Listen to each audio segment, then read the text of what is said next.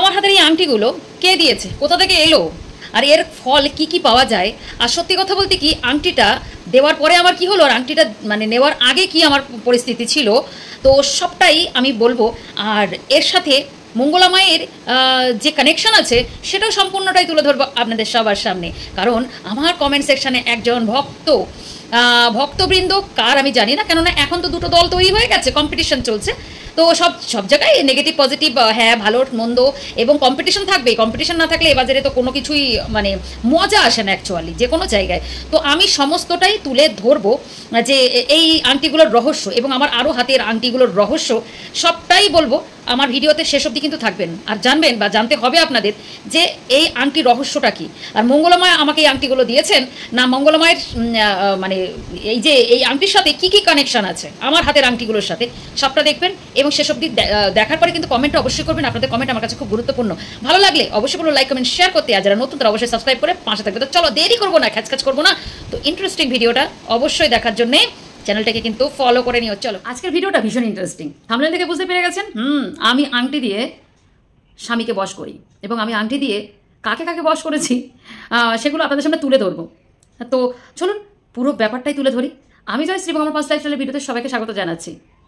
আচ্ছা, একজন আমাকে কমেন্ট করেছে, কমেন্টটা হচ্ছে দারুণ ইন্টারেস্টিং কমেন্ট। আচ্ছা, ইন্টারেস্টিং না হলেও কিছুটা মানে কৃষ্ণকালী মায়ের সাথেও জড়িয়ে রয়েছে। ব্যাপারটা হচ্ছে যে তিনি বলেছেন যে কৃষ্ণকালী, আমি যদি কমেন্টটা পারি এখানে দিয়ে দেবো। তো উনি লিখেছেন যে আপনি হাতে অনেক আংটি পরে থাকেন, স্টোন পরে থাকেন, তো এটা তো কৃষ্ণকালী মা কখনোই পছন্দ করেন না, এই আংটি কাবিজ কোবাজ তাবাজ, হ্যাঁ বিশ্বাস করেন না। দেখুন কৃষ্ণকালী মা বা মঙ্গলা মা, আপনি মঙ্গলা মায়ের কথাই হয়তো বলতে চেয়েছেন, তো অবশ্যই আমি জানি না, এই কথাটা আমি শুনিনি ওনার মুখ থেকে বা আমার জানা নেই। আপনি বলেছেন তাহলে হবে, হয়তো আপনি জেনে শুনে হয়তো বলেছেন। তো দেখুন আপনি হয়তো আমার পরিচিত নন, যদি পরিচিত হতেন তাহলে প্রশ্নটা রাখতেন না, আপনি জানেন না বলে তাই। আর আপনি আমাকে দীর্ঘ 4 বছর ধরেও নিশ্চয়ই দেখছেন না, নতুন দেখছেন হয়তো, তাই জন্য প্রশ্নটা রেখেছেন। প্রথমেই বলি, শুরুতেই যে কথাটা বলবো যে আমি ভীষণ অর্নামেন্টস ভালোবাসি।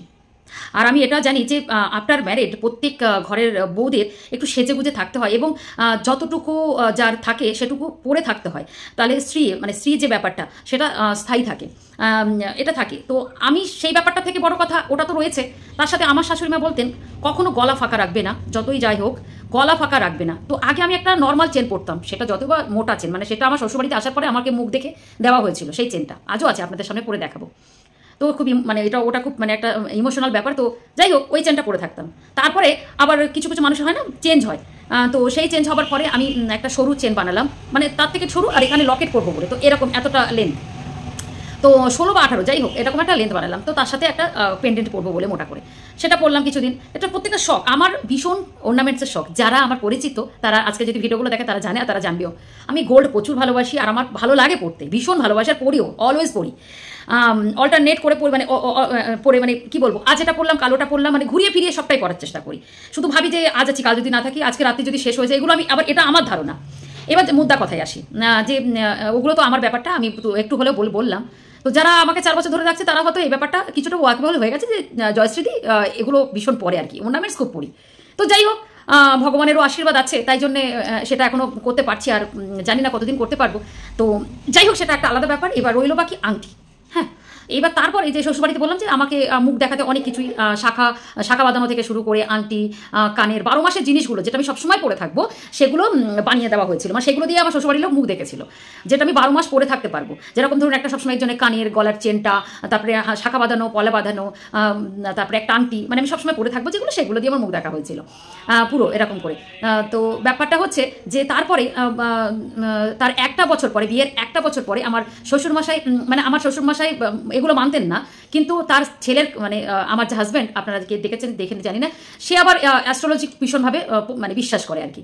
তো সে পড়তো। এবার একটা আমাদের যে গুরুদেব তিনি বলতেন যে সবসময় স্ত্রীর ভাগ্যে পুরুষের সব কিছুই পরিবর্তন হয়। এখন এটা কে মানেন, যারা মানেন তাদের জন্যই কিন্তু ভিডিওটা করছি, আর স্পেশালি যে লোকটা কমেন্ট করেছেন তার জন্য করছি।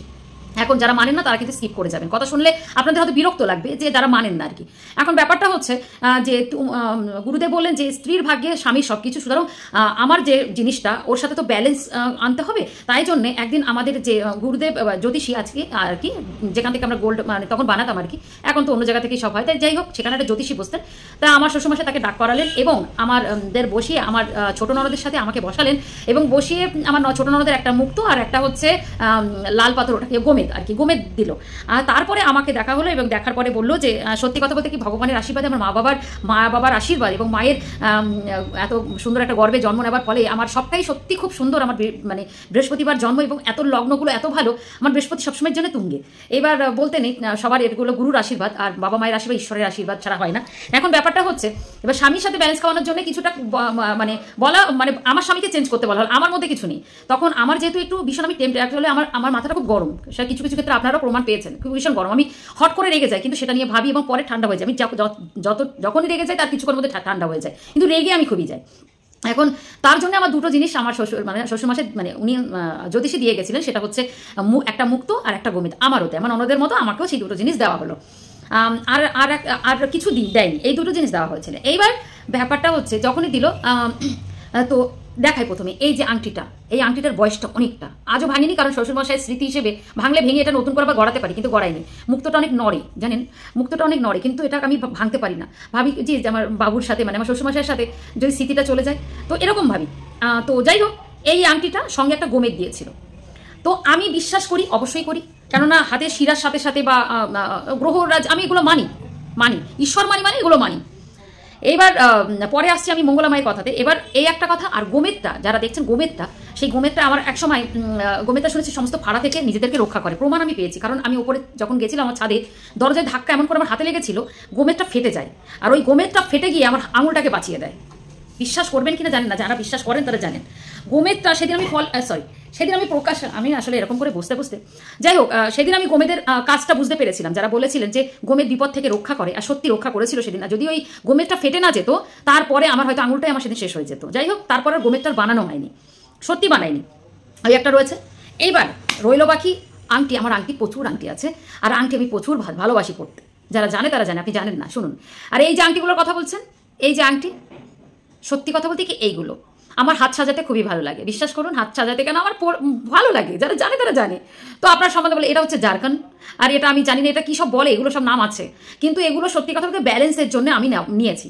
কিন্তু তার মানে এটা নয়, এগুলো যারা জানে তারা বলবে এগুলো স্বামীকে আটকানোর জন্য নয়, কোনো বয়ফ্রেন্ডকে আটকানোর জন্য নয়, কারণ ভালোবাসায় কাউকে ধরে রাখার জন্য নয়।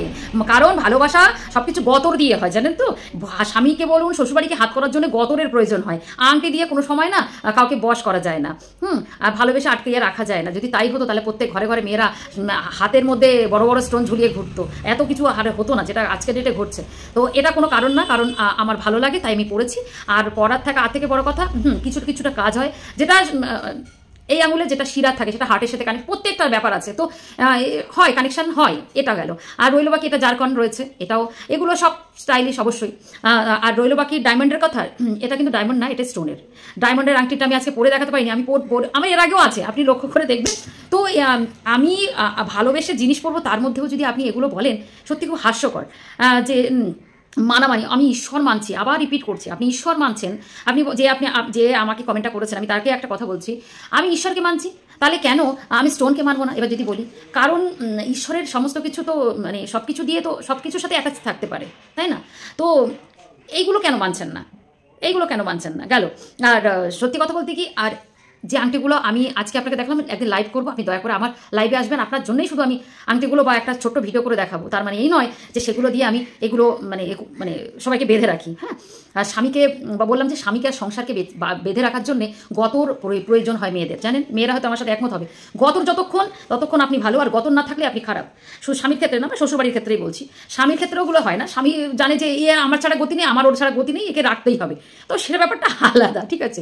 এবার রইল বাকি মঙ্গলা মায়ের ভিডিও আমি দেখিনি, আর মঙ্গলা মায়ের মানে ওই ভিডিওটা দেখিনি, যিনি স্টোন মানে বিশ্বাস করেন না, সে করেন না।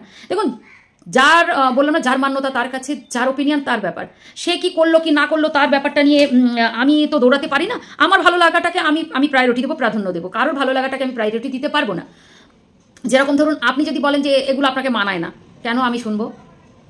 আপনি এটা পড়েন কেন? কেন আমি শুনবো? আপনার ব্যক্তিগত ব্যাপারে আমি হস্তক্ষেপ করিনি বা করা উচিতও না কারোর। হ্যাঁ, আপনার ওপিনিয়ন আপনি জানিয়েছেন, ঠিক আছে, কিন্তু তার মানে এই নয় যে আমি কি খাবো, আমি কি পরবো, আমি কেমন করে চলবো সেটা আপনি আমাকে বলে দেবেন, তাই না? এটা আমি জাস্ট কথার কথা বললাম, কিন্তু সত্যি কথা বলতে কি সবার শেষে একটাই কথা বলি, আমার ভালো লাগে। আমি দেখবেন আমার সমস্ত ভিডিও, আপনি প্রিভিয়াস ভিডিওগুলো দেখলে বুঝতে পারবেন how much I love ornaments. আমি সত্যি ভীষণ ভালোবাসি। আর আমি কখনো লোক দেখানোর জন্য পড়ি না, সব করি না।